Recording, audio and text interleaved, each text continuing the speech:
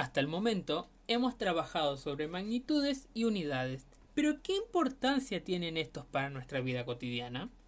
Actualmente las utilizamos cuando vamos al almacén o a un supermercado, cuando compramos un kilo de pan o un paquete de medio kilo de arroz. También para indicar qué tan lejos queda un lugar o un objeto, decimos está a medio metro o a 300 metros de aquí, el equivalente aproximado a 3 cuadras. Al mismo tiempo, podemos indicar el tiempo que nos tomará llegar o cuánto duró un viaje. Pero las unidades no son un invento moderno, ya eran utilizadas por las civilizaciones antiguas. Antes era muy normal medir la distancia entre un pueblo y otro en días que tomaba para llegar, aunque esto traía un problema cuando se hablaba de distancias mucho más cortas.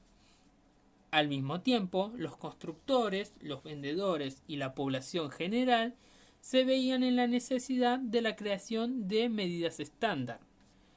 Así es como en Egipto surgen medidas como el palmo, el cual era el ancho de la palma de una mano, el pie, el cual era la longitud de un pie, entre otros.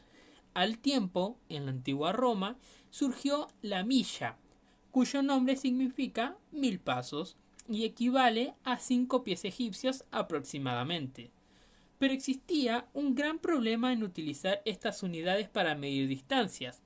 Es que si el cuerpo de quien midiera no era exactamente igual al de la persona que propuso la unidad, traería muchos problemas de medición.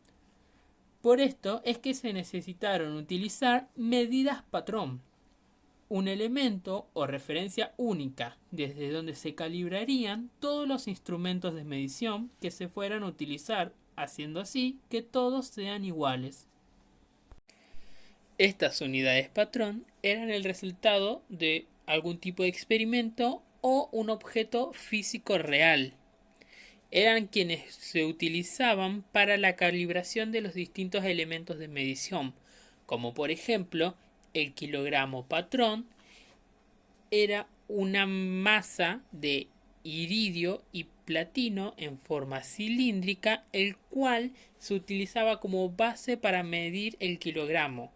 Siempre que se vaya a calibrar una balanza, esta debía medir exactamente un kilogramo con el kilogramo patrón que tenemos en la imagen. Posteriormente, estas unidades patrón fueron cambiando conforme se necesitaba mayor exactitud a la hora de tomar mediciones, como por ejemplo, la unidad patrón del kilogramo ya no es este cilindro de platino e iridio, sino que se toma la constante de Planck, la cual se toma como valor fijo de una característica física fundamental. Otro ejemplo en la variación de estas unidades patrón es el metro, el cual en 1795 era tomado como la 10.000.000ª parte de la distancia que hay entre el polo norte y la línea imaginaria del Ecuador pasando por Francia. En 1889 se cambió por el largo de una barra de platino. Luego, en 1960, se lo cambia por la longitud de onda del espectro naranja que emite un átomo de kriptón. Ya en 1983, conociéndose ya hace más de 100 años la velocidad de la luz en el vacío, se toma como medida patrón del metro la distancia que recorre la luz en el intervalo de tiempo, el cual corresponde a 299.792.458 partes de un segundo.